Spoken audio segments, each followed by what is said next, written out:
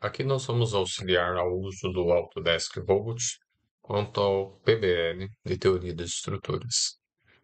Bom, primeira coisa é necessário baixar, do site da Autodesk o Robot, tá? Eu recomendo, na hora que for procurar, entrar com Autodesk Free Software. Apesar do site estar em inglês, você pode acessar a versão em português. Ali você se cadastre, tá? Cria o seu cadastro, né? Vai precisar da sua documentação de vínculo com a FEITEP, com a Unifeitep, e posteriormente a isso você vai conseguir selecionar aqui no fundo o Robot, tá? Que é a última versão. Ela estava em 2025, tá? Então, é necessário você logar primeiro para conseguir baixar. O acesso por até um ano é gratuito, tá? E pode ser renovado também. Bom, após isso, você vai abrir o seu robot, tá? Nesse modelo de projeto de estrutura 2D, que também pode ser acessado aqui em novo, a partir do ícone que está aqui na segunda linha, projeto de estrutura 2D. Então, a gente está aqui seguindo esse passo a passo, tá? Criar projeto de estrutura 2D. Verificar em preferências configurações regionais do Brasil. Então, as preferências, elas estão aqui na aba ferramentas, preferências, tá? Aqui habilitado configuração regional do Brasil por padrão, tá? Às vezes, dependendo da forma como você baixa, às vezes pode estar a versão americana ou europeia. Isso implica no uso das normas brasileiras que vão estar aqui definidas, tá? No caso, pelo menos a de estruturas metálicas, tá? E as de cargas também, que é o que tem por enquanto já carregado no robot. Bom, quanto a isso, a gente vai abrir um gerador de estruturas para fazer o pré-dimensionamento da estrutura como vocês vão pré-definir aí no PBL, tá? Como está descrito aqui em cima, a estrutura ela tem que estar dentro desses parâmetros, né? Uma área construída, 300 a 1.000 metros quadrados, 6 a 50 pilares, espaçamento entre pórticos de 2 a 10 metros, tá? É uma estrutura que necessariamente deveria seguir o formato de tipologia galpão industrial, tá? Então a gente vai usar aqui o próprio gerador de estruturas para verificar isso e enquadrar um projeto que tenha essa concepção, tá? O gerador de estruturas a gente já acessa na aba suplementos, gerador de estruturas. Automaticamente ele vai abrir uma janela aqui, né, para modelar estruturas de plano extrudado, né, formato de galpão mesmo, compartimentado, tá? Um compartimento, tá? Um vão. Cotas da estrutura aqui seria quantas vezes a gente tem a repetição dos pórticos, tá? E o número de espaços entre ele vai ser o número n-1, tá? Para a gente dar o comprimento total da estrutura, então, que vamos dizer que a gente quer fazer um comprimento de 20 metros de estrutura, tá? Então, aqui 20 metros tem que ter 5 espaços de 4 metros, ou 4 espaços de 5 metros, e aí por diante, tá? Então, aqui, ó, 25, tá? É porque tem 5 pórticos, tem 4 espaços entre eles de 5 metros, e o comprimento total do pórtico, então, do galpão vai ficar de 20 metros, tá? Então, é uma possibilidade aqui em termos de comprimento. Em termos de largura, não vai ser nessa aba que a gente vai mexer, vai ser aqui na geometria, tá? Aqui em projeto não precisa alterar, tá? Vai deixar novo mesmo, não vai alterar isso aqui também, tipo de material aço MR250. Geometria, daí a gente coloca se vai ser telhado de duas águas ou de inclinação única. Aqui não há indicação prescrita que precisa ser exatamente de duas águas, tá? Você pode escolher ou uma ou duas, tanto faz. Então aqui eu vou deixar como duas águas, tá? Para reduzir um pouco do efeito aí da carga da estrutura, mas pode ser também de uma única também, tá? Pode ser viga ou treliçado, tá? Aqui não está prescrito o tipo, tá? Então, o formato mais simples do telhado seria o uso de uma viga mesmo, para dimensionamento, um pouco mais rápido. E, no entanto, em termos de economia, normalmente o formato treliçado é melhor, tá? Então, aqui, por simplificação, a gente vai pegar um modelo um pouco mais simples, tá? Para ir um pouco mais rápido o processamento. Então, transversal única, vai ser viga mesmo, tá? A frente do galpão aqui, o largura B, a gente coloca aqui está como 15 metros. Esse aqui vai ser um pouco menor, tá? Vai ser de 10 metros.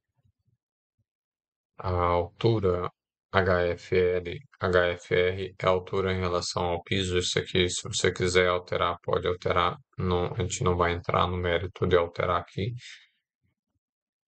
A HCL é a altura da coluna em relação ao suporte, tá? Que é 5,30 m do lado esquerdo e que está do lado direito 5,94 m. Aqui dá para calcular diretamente a altura do lado direito, né, baseado no valor do alfa que a gente colocar aqui também, tá? O alfa é a inclinação em graus. Se a gente quiser a inclinação em percentual, nós temos que calcular a partir do desnível vertical dividido pelo desnível horizontal. 5% quer dizer 5 para 100. Então, 5 centímetros para 100 centímetros. Tá? Como a gente vai ter 10 metros, né? Então, 5% aí de 10 metros daria meio metro, né, no caso, né? Não daria 1 metro só. 1 metro seria 10%, então meio metro. Então, a gente pode colocar direto aqui também para dar essa inclinação respectiva a 5%, por exemplo, tá? No caso, deveria ser segundo ao fabricante. Estrutura metálica, telha metálica, pode ser de 5 ou 10% inclinações pequenas, tá? Aí eu vou então utilizar uns 6 metros do lado esquerdo, que a altura fique no valor mínimo, tá? E 6,5 m do lado direito. Não é exatamente esses valores que você precisa utilizar, mas perceba que eu estou utilizando algo dentro do, do esperado aqui. Outra coisa que eu tenho que verificar, se implanta, esse aqui vai ter pelo menos 300 metros quadrados. Tá? Então, se a gente tem 10 metros de largura e 20 metros de comprimento, então aqui eu não estou ainda atendendo os 300 metros quadrados de área construída, considerando que eh, não vai ter um segundo andar ou um pe- um mezanino, né? A palavra certa seria mezanino. Tá? Então aqui a gente vai aumentar o comprimento só para ficar dentro do esperado aqui. Tá? Com 30 metros para dar, então, 300 metros quadrados. Mas entenda que aí o que eu espero de vocês é fazer com medidas diferentes. Tá? Esse é um exemplo só orientativo.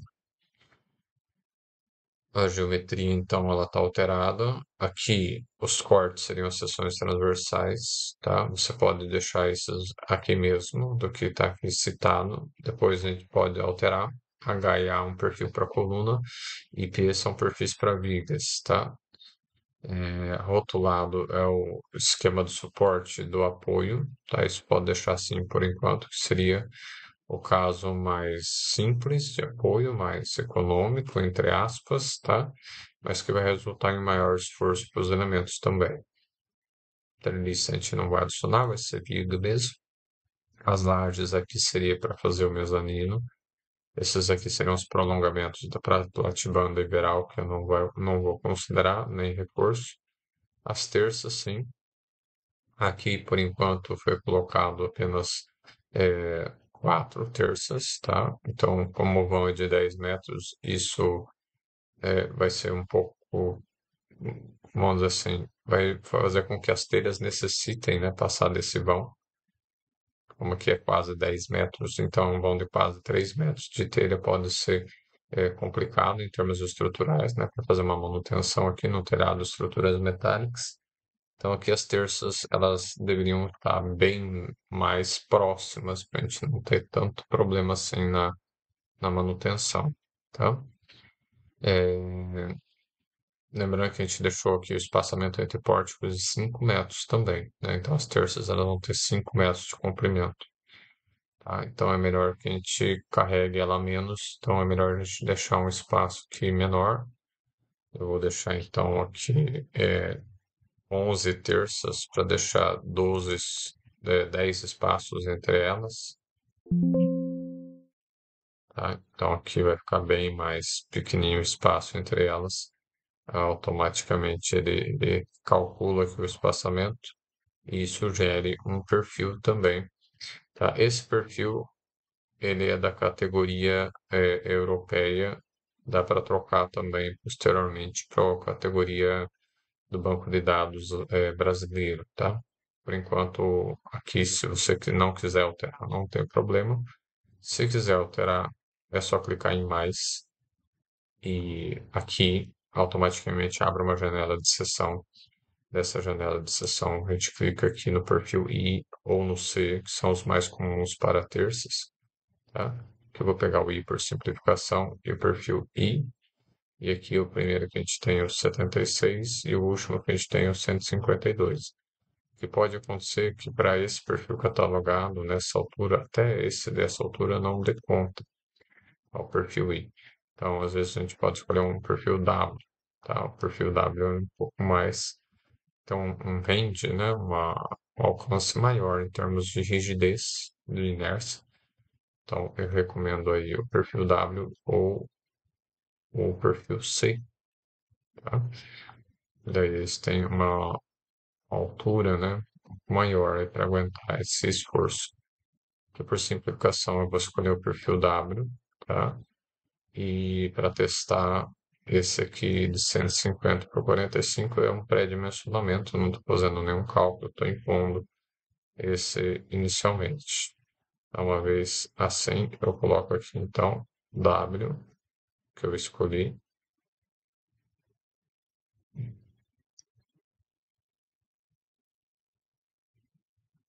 W 200, deixa eu ver aqui, W 150 por.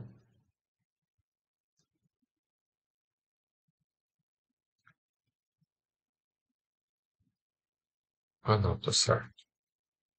Tinha adicionado 200. Pode ser 200 mesmo. Vou adicionar esse 200 por 15 mesmo. É isso que eu tinha adicionado. O 200 por 15. Tá? A viga da treliça do telhado seria uma viga que ela vai acompanhando a cumieira aí do lado, tá? Que a gente pode desabilitar ela, para que não tem. Esquerda e direita é um reforço, tá? Uma viga de reforço que fica do lado direito e do lado esquerdo. Não há necessidade de aplicar ela, mas seria interessante aí para reforçar, visto que vai ficar faltando um elemento bem em cima do pilar.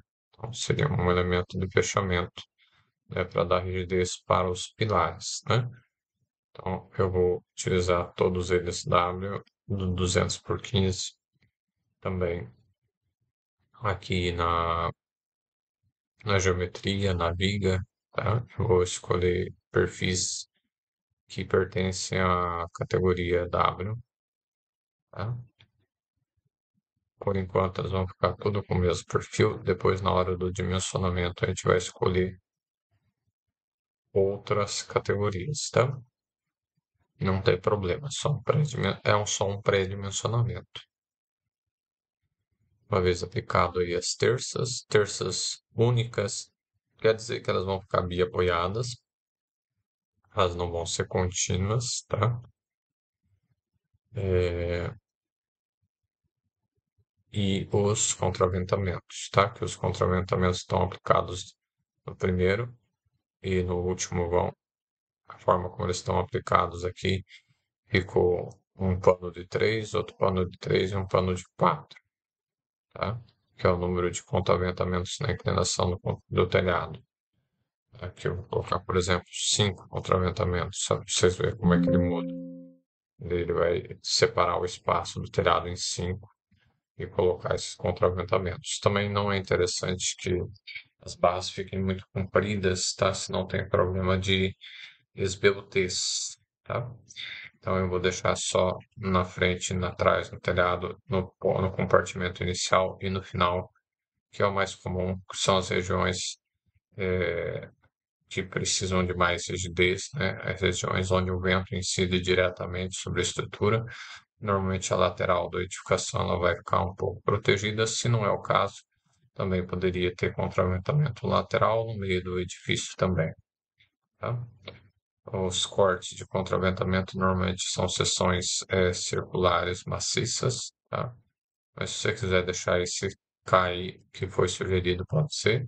Ou também cantoneiras também são bastante utilizadas, tá? L, que eu vou utilizar essa de 22, que é 1 quilo por metro, mas você pode utilizar qualquer uma para fins de pré-dimensionamento, tá?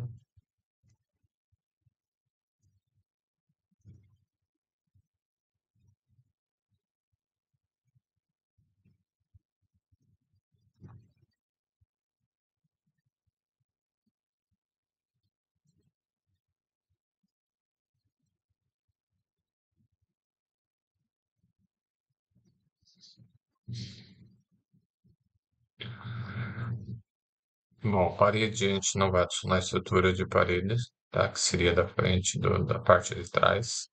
É possível, quer dizer, vai adicionar mais colunas e algumas vigas, tá? Mas você pode deixar também sem. No caso, se tiver uma porta, seria interessante deixar esse formato, tá? Então ele estipula algo que você pode editar aqui, tá? Ou esse formato aqui, tirando, colocando um número par de pilares aqui no meio. Daí também dá para fazer uma espécie de porta, desde que a porta seja central, né? Às vezes a porta é lateral também. Bom, a gente não vai colocar isso, mas você pode ficar livre para colocar carregamento, daí ele tem que seguir o que foi especificado. No carregamento, a gente vai colocar pelo menos uma sobrecarga do telhado de no mínimo 1 kN por metro quadrado, tá?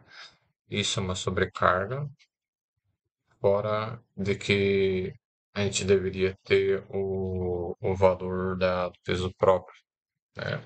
Dos elementos do telhado, se é uma estrutura metálica, né? Se é uma estrutura de telha cerâmica, né? Tem os seus pesos próprios. Tá? Então, isso você consegue achar, pesos próprios de telhados, né? Segundo as suas especificações, né? Estimativas de carga, tá? Aqui eu vou colocar uma carga permanente representando o peso próprio da estrutura metálica, normalmente algo bem baixo, tá? Eu vou colocar 0,5 kN por metro quadrado, só telha, tá? E os elementos de fixação, é isso que está incluso. E 1 kN carga automática seria a sobrecarga, tá? Sobrecarga mínima de norma é 0,25, tá? A gente pode colocar valores maiores aqui no caso, estou colocando 1 kN por metro quadrado, tá? Aqui, em termos de documentação, a gente não vai ativar nada. Em termos de cálculo, a gente vai deixar o que está por padrão aqui, tá? Aqui nós temos que vai ser feita a verificação e projeto. Projeto é o dimensionamento por tipo de família. Aqui ele já vai criar automaticamente a família e agrupar os perfis por tipo de elemento, tá? Se a gente clicar aqui em analisar, tá? Ele pede para salvar. Então, você vai colocar aí o nome do seu trabalho, né? Do seu, o nome do teu nome, o RA, não, o que for referido. Depois de ter feito o cálculo aqui atrás, tá? A gente pode dar um OK.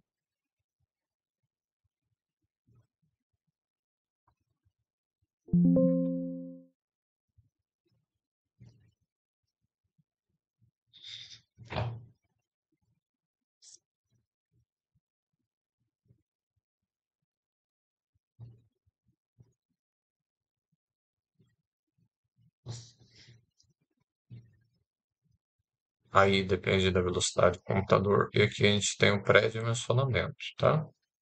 Pré-dimensionamento, você pode ativar aqui com o botão direito rotacionar 3D e verificar, ou por meio desse cubo aqui deixar uma vista isométrica.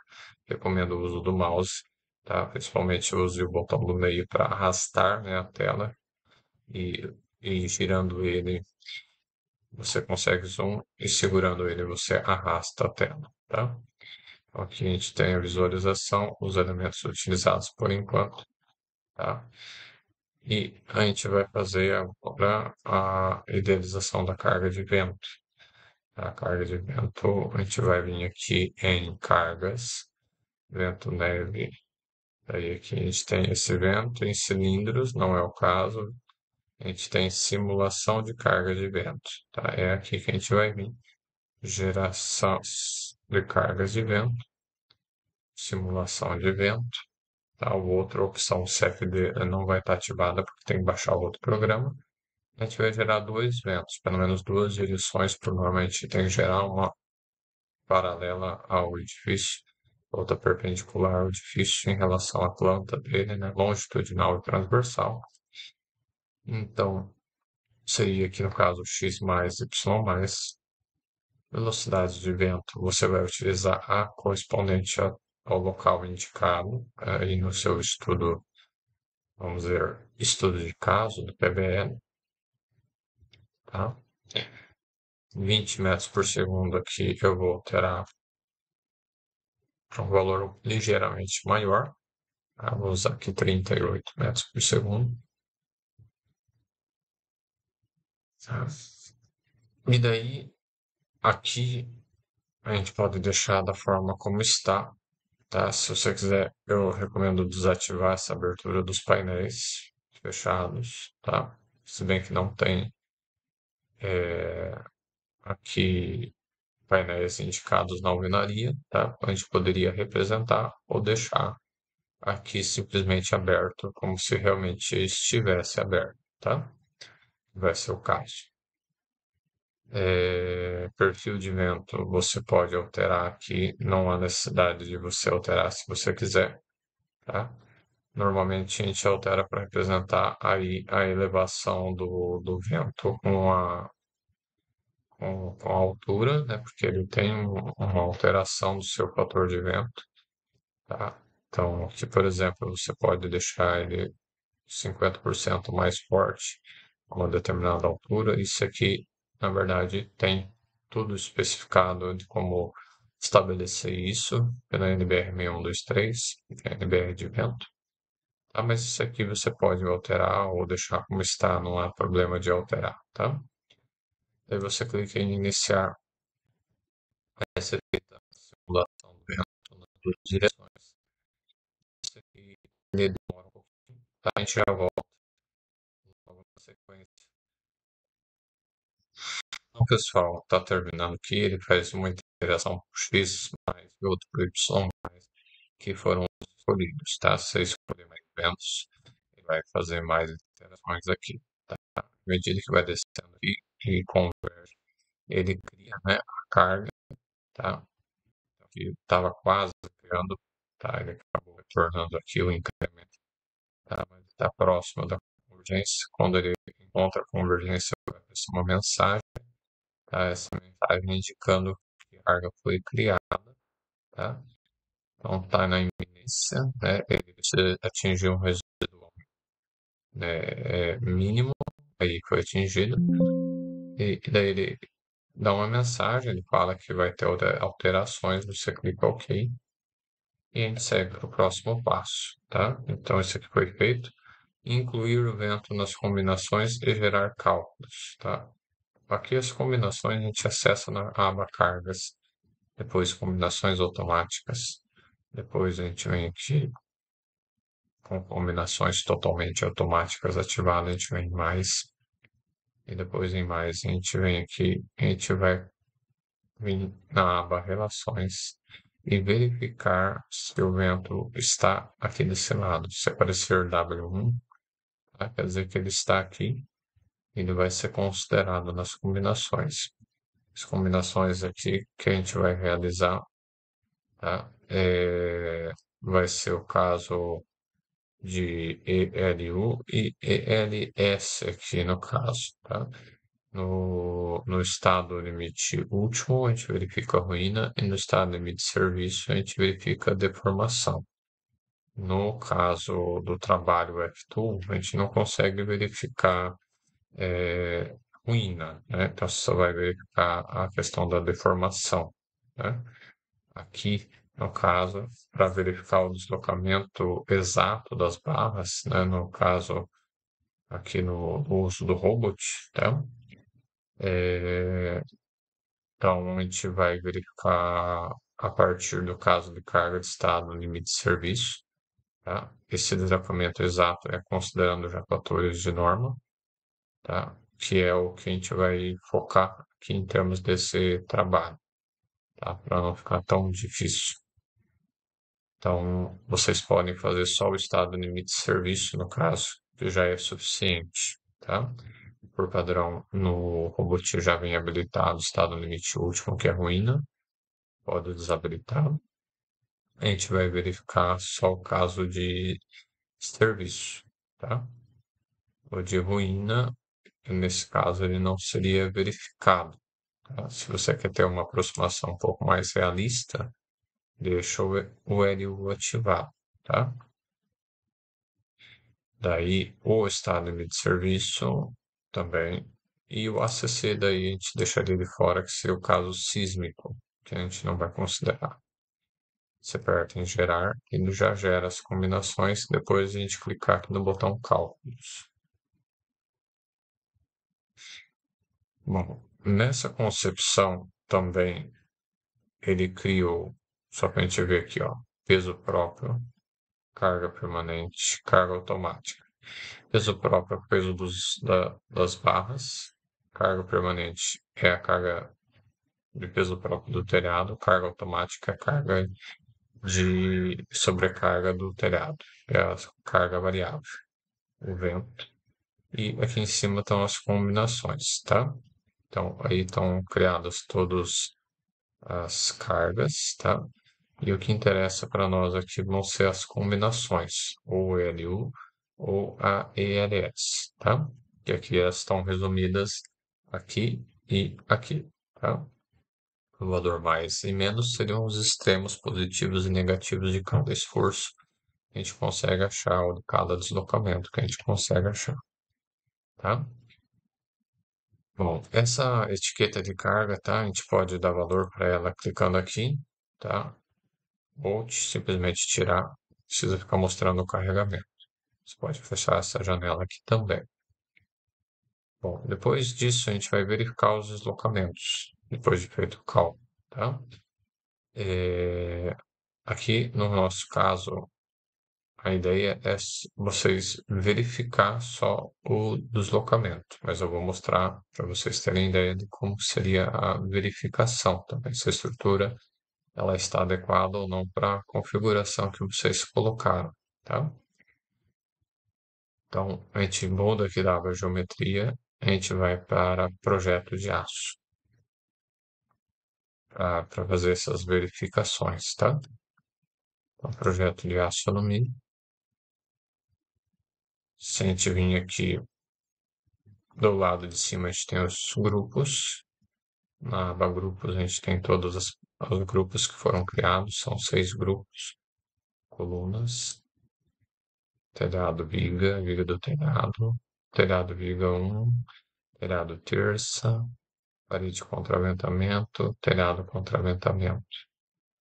Tá? Aqui, no caso, se a gente quisesse pedir para o programa dimensionar, escolher um perfil, tá? A gente teria que vir aqui em seções e escolher algumas seções para o programa analisar. Por padrão, ele vai pegar aqui o W, que é a família que eu tinha escolhido no gerador. A gente pode vir aqui e pedir outras seções, como coluna soldada, coluna viga soldada, tá? HP também é utilizado aí para coluna, além do W. Daí eu posso salvar e ele vai me retornar outros tipos de sessões além daquelas no dimensionamento. Se a gente vir aqui simplesmente ativar estado limite último, que é ruim, né, na aba de baixo, verificação do grupo de normas, ele vai verificar os grupos que criados para ver se atende às normas. Então aqui no caso, ele aparece algumas mensagens dizendo que algumas peças têm alguns problemas relativo aqui ao comprimento de plambagem e algumas peças elas não atenderam, tá?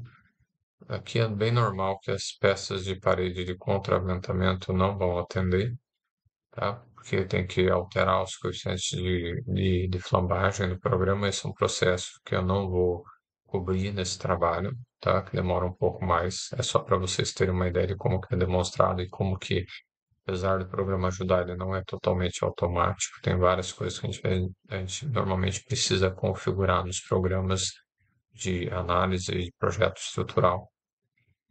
E aqui também a mesma coisa acontece para a viga, tá? Esse L, A, Y, L e a Z são os comprimentos de flambagem, eles estão dando valores bem absurdos, justamente por conta da configuração dos comprimentos de flambagem. Tem que ser alterado para contornar esses problemas, né, que existem aqui, tá? Aqui para a coluna, no caso, nem ficou tão grande, seria só o caso de a gente pedir para o programa dimensionar, tá? Isso aqui eu vou fazer só para a coluna para mostrar. Eu posso cancelar. Eu venho em projeto de grupo de normas, otimização. Eu vou utilizar a otimização por peso. Vou escolher só o grupo colunas aqui para testar e vou fazer esse cálculo. E aqui ele me retorna nessa janela das 4 famílias de peças que eu escolhi, qual delas é a otimizada, que seria adequada para o estado limite último desse galpão. Então aqui ele vai retornar um valor ok, um superdimensionado, um subdimensionado e um superdimensionado. Esse azul seria o que atende a otimização por peso, ou seja, é o mais leve de todos. Então esse seria o escolhido para esse caso. Eu clico em alterar. Isso provoca alteração na rigidez da estrutura, pela qual a gente precisa recalcular ela. Então a gente recalcula e isso redistribui os esforços e a partir disso um novo cálculo de verificação tem que ser feito, tá? Nesse caso aqui, ó, apesar de eu ter trocado, a gente percebe que ainda não passou na verificação, tá? Quase passando, a gente observa aqui pela aba relação, tá? Tá quase passando. Então, isso indica que o processo de dimensionamento aqui, né, de verificação, ele é iterativo. Tem que fazer mais de uma vez. Isso é programável, tá? É um pouco complicado, a gente tem que usar uma extensão do Autodesk Robot, o Dynamo, para a gente poder fazer essa programação paramétrica, tá? Para ele ir testando várias e várias vezes. Mas aqui manualmente, de forma crua no programa, a gente tem que voltar aqui e pedir para dimensionar novamente, né? Ele vai retornar uma nova sessão. Aqui a gente escolhe essa sessão, altera, volta lá no programa, cancela esse aqui, calcula de novo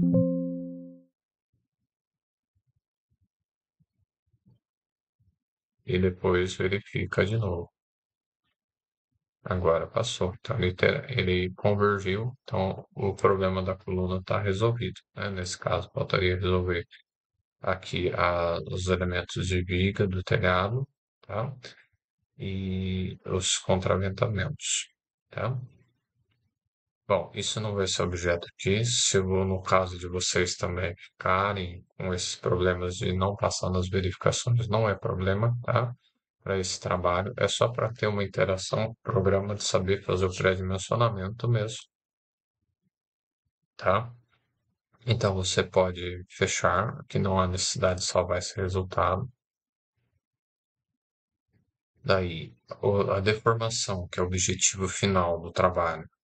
Vocês voltam aqui dessa aba Projeto em Astronomia, volta para Resultados, Resultados de novo. Vem aqui na aba Deformação, Informação exata das bases e clique em Aplicar. Aqui ele vai aplicar e não vai mostrar valor, tá? E essa deformação está ativada aqui no caso por peso próprio. Vocês vão trocar para LS aqui em cima e daí vim aqui mais para a direita nos parâmetros ativados legendas. Aqui por padrão tá extremos locais, pode ser assim mesmo. E daí, se você achou que ficou meio distorcido o gráfico, tá? A gente pode fazer o seguinte. A gente pode alterar aqui a escala, tá? Do diagrama. Você pode colocar um valor maior, 10 centímetros aqui, por exemplo. Tá? Ele vai ficar um pouco mais suave. E também pode retirar as formas da seção das peças aqui, nesse botãozinho pequeno que tem aqui embaixo. Isso fica só com as linhas, né, da estrutura.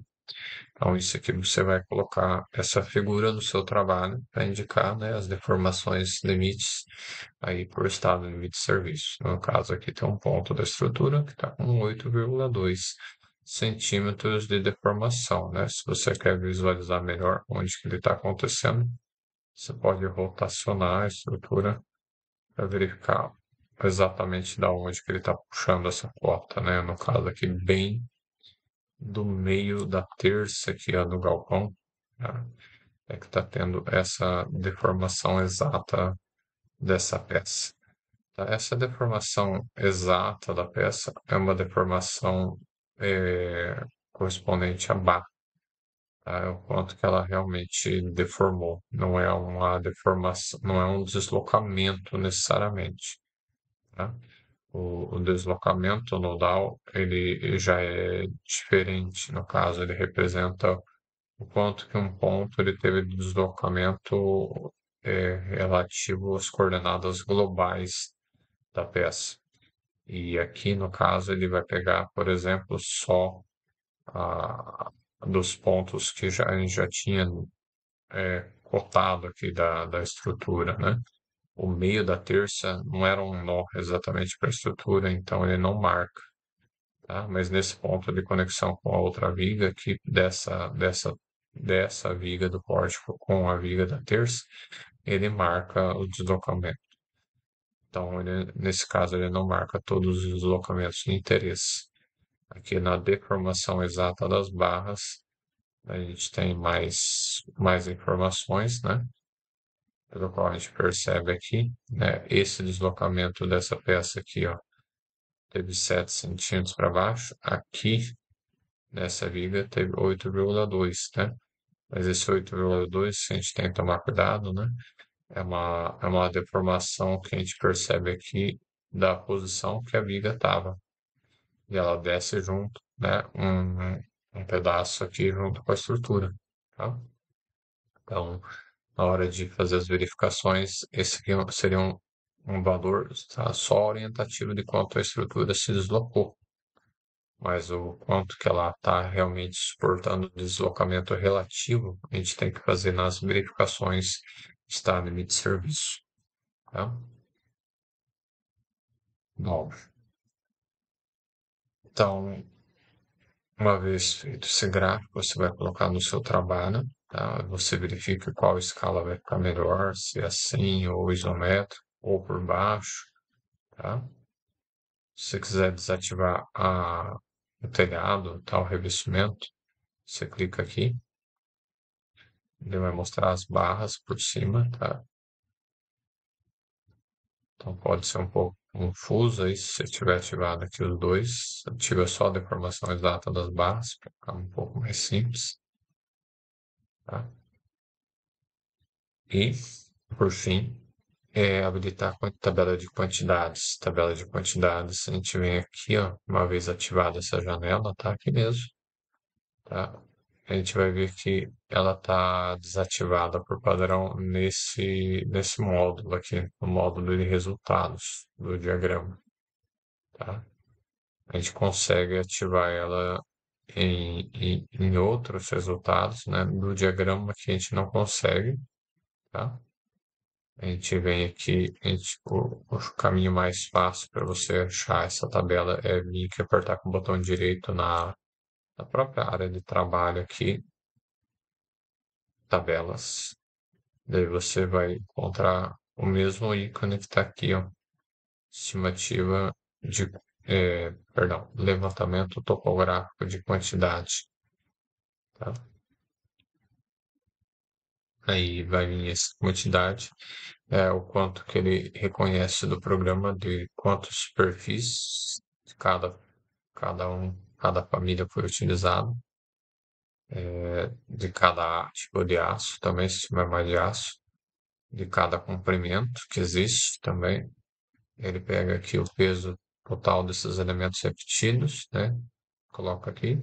E ele também coloca por seção, tá? Então aqui ele separa por tipo de peça e comprimento de peça, e aqui só por seção. Faz uma soma total em quilos e também da área de pintura em metros quadrados. Então, essa tabela também você recorta, faz um print, tá? Que será necessário também colocar no trabalho, tá? Para ter aí a massa total da estrutura, que no caso 16 toneladas, tá? Bom, seria isso, tá, pessoal? Se tiver mais dúvidas quanto a isso, vou ficar disponível no e-mail também, tá? Mas seria isso por enquanto. Agradeço e até a próxima.